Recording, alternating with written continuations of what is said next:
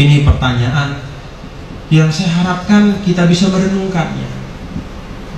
Jangan sampai dekat tapi jauh, beda dengan mereka, jauh tapi dekat. Jangan sampai satu majelis tapi terpisah hati, beda dengan mereka, majelisnya jauh-jauhan, berjauhan, berpisah, tapi hati mereka satu.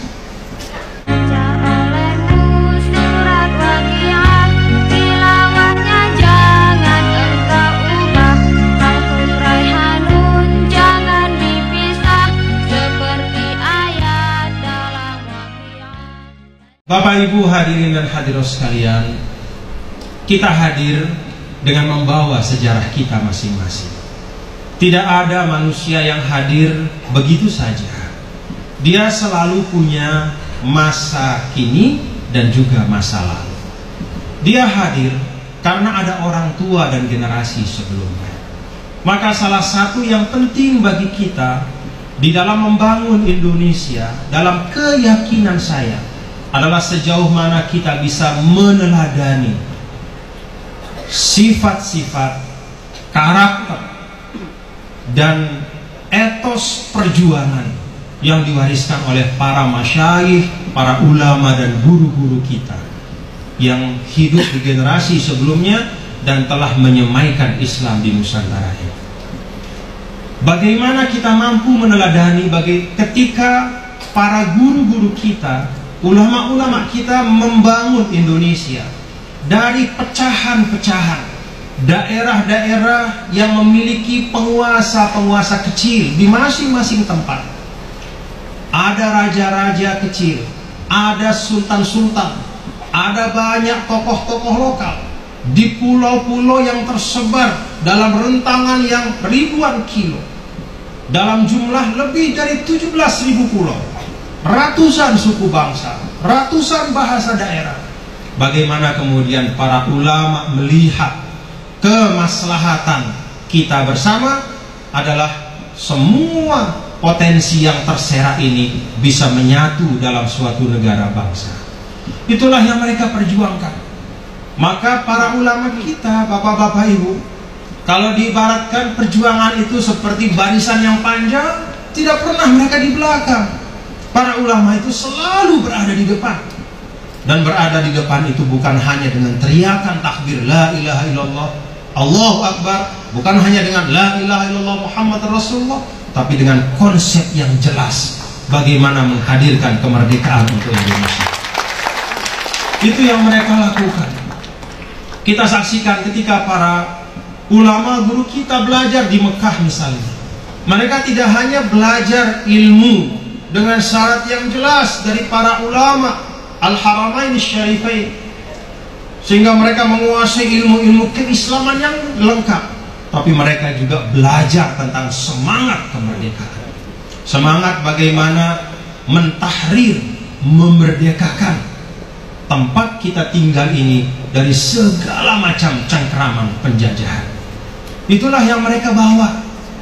Itu sebabnya banyak sekali tulisan-tulisan Bapak Ibu Saudara sekalian, bagaimana salah satu rekomendasi dari pemerintah Belanda pada waktu itu yang mereka laksanakan adalah mempersulit agar sesedikit mungkin orang bisa berangkat ke tanah suci sana.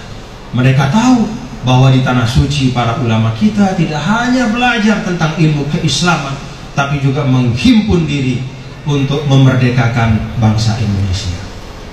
Ini yang dilakukan. Dan ketika mereka kembali, para ulama kita, tidak perlu saya sebutkan perjuangan satu persatu dari beliau-beliau. Kalau kita melihat dalam konteks di tanah Jawa, tentu kita teringat kepada Hadratus Syekh Kiai Haji Hashim Asy'ari dengan sahabat-sahabat beliau dan murid-murid beliau. Juga ada Kiai Haji Ahmad Dahlan dengan sahabat-sahabat beliau, juga murid-murid beliau. Di tanah Sumatera banyak juga para ulama dan para masyayikh. Di tanah Sulawesi ada Kiai Haji Ambo Dalih Guruta. Di tanah Kalimantan ada banyak guru-guru dan para masyayikh. Guru dari guru sekumpul. Di tanah Lombok ada Maulana Syekh Muhammad Zainuddin Abdul Majid. Berpisah-pisah tubuh mereka, tapi diikat oleh satu semangat yang sama, menghadirkan kemerdekaan untuk Indonesia. Inilah bukti nyata dari apa yang disampaikan oleh Nabi kita, Nabi besar Muhammad Sallallahu Alaihi Wasallam. Innal arwaha junudun mujannadatun ma ta'arafa minha ittalaf wa ma tanakara minha ikhtalaf. Bahwa jiwa roh manusia itu berbaris-baris. Ruh saya mencari barisan saya.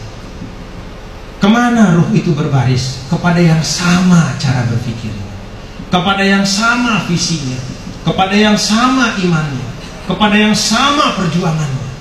Sehingga walaupun terpisah jauh, berpulau-pulau, jauh, bahkan mungkin tidak semua pernah berkomunikasi langsung, tapi ternyata mereka bergerak dengan semangat yang sama.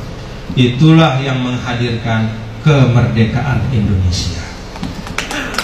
Nah, Bapak Ibu, pertanyaannya sekarang, kita sudah menjadi satu bangsa. Mobilitas manusia mudah di Indonesia. Saya orang Lombok, bisa jumpa setiap saat dengan Gus Faid. Terbang dari Lombok, Surabaya 1,5 jam, Surabaya Gresik setengah jam, nyebrang 4 jam, sampai Bawean. Kalaupun tidak bisa ketemu langsung, ada video call. Kita punya handphone, lewat WhatsApp call kita bisa lihat wajah. Bertegur sapa. Pertanyaannya sekarang, pada saat teknologi memudahkan kita untuk bertegur sapa setiap saat, pada saat alat transportasi memudahkan kita untuk berpindah dari satu tempat mengunjungi kerabat dan sahabat kapan saja kita mau, pertanyaannya adalah, apakah kita punya kesatuan visi dan kesamaan hati sebagaimana dulu para ulama, orang tua dan para pejuang kita ketika membangun Indonesia ini dari awal? Jangan sampai yang sebaliknya terjadi. Kalau dulu orang tua kita tidak jumpa setiap hari, mungkin kiriman surat setahun sekali, atau saling kirim Fatihah tanpa pernah jumpa, tapi mereka satu visi dan satu gerak. Jangan sampai justru sekarang kita sebagai anak-anak bangsa yang setiap saat bisa berjumpa, justru ternyata di dalam hati kita tidak ada kesamaan visi untuk Indonesia. Ini pertanyaan yang saya harapkan kita bisa merenungkannya. Jangan sampai dekat tapi jauh, beda dengan mereka, jauh tapi dekat. Jangan sampai satu majelis tapi terpisah hati, beda dengan mereka, majelisnya jauh-jauhan, berjauhan, berpisah, tapi hati mereka satu. Karena itu, Bapak Ibu Saudara sekalian, saya mengajak kita semua untuk mari kita renungkan. Mari kita renungkan bagaimana para ulama kita dulu membangun kesamaan visi ini. Dan salah satu yang nyata, Bapak-bapak, Ibu, hadirin dan hadirat sekalian, ketika membangun kesamaan visi ini, yang mereka jadikan sebagai inti adalah bagaimana mewujudkan kemaslahatan bersama.